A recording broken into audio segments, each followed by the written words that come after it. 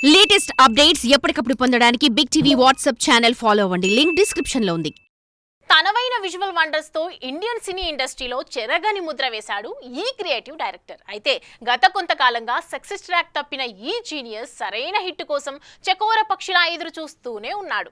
ఇక తాజాగా తన దర్శకత్వంలో వస్తున్న సినిమా విడుదలకి సిద్ధమవడంతో మరోసారి మీడియా ముందుకు వచ్చిన ఈ క్రియేటర్ మరో క్రేజీ అప్డేట్ ఇచ్చి ఆడియన్స్ కి గట్టి షాకే ఇచ్చాడు.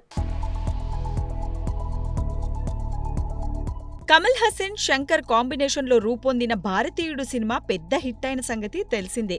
1996లో వచ్చిన ఈ సినిమా అప్పట్లో పెద్ద సంచలనమే సృష్టించింది.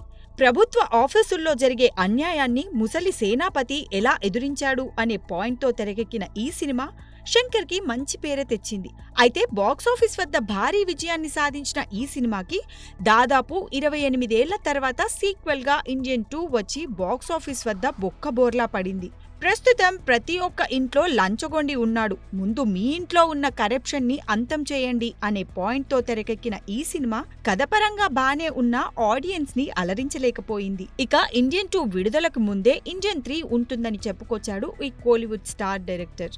అయితే సినిమా ఫ్లాప్ అవ్వడంతో ఇండియన్ 3 ఉండదని అనుకున్నారు చాలా మంది. వచ్చినా నేరుగా నెట్ఫ్లిక్స్ ఆర్ ఓటీటీలో రిలీజ్ చేస్తారని అనుకున్నారు. అయితే తాజాగా ప్రెస్ మీట్ లో పాల్గొన్న శంకర్ ఇండియన్ 3 ఉంటుందని, అది కూడా థియేటర్లోనే విడుదలవుతుందని చెప్పడంతో ఆడియన్స్ ఒక్కసారిగా షాక్ అయ్యారు. అయితే ఇండియన్ 2 కంటే ఇండియన్ 3 బాగుంటుంది అంటూ శంకర్ హోప్స్ ఇచ్చినా నీ మీద నమ్మకం లేదోరా అంటూ ఓపెన్ గానే కమెంట్స్ పెడుతున్నారు నెటిజన్లు. అయితే ఇండియన్ 2 డిజిటల్ హక్కులు భారీ రేటుకు కొనుగోలు చేసి సరైన వ్యూవర్షిప్ రాక నష్టపోయిన నెట్ఫ్లిక్స్ వద్దనడంతోనే థియేటర్ వైపు అడుగులు వేస్తున్నాడట ఈ వండర్స్ క్రియేటర్.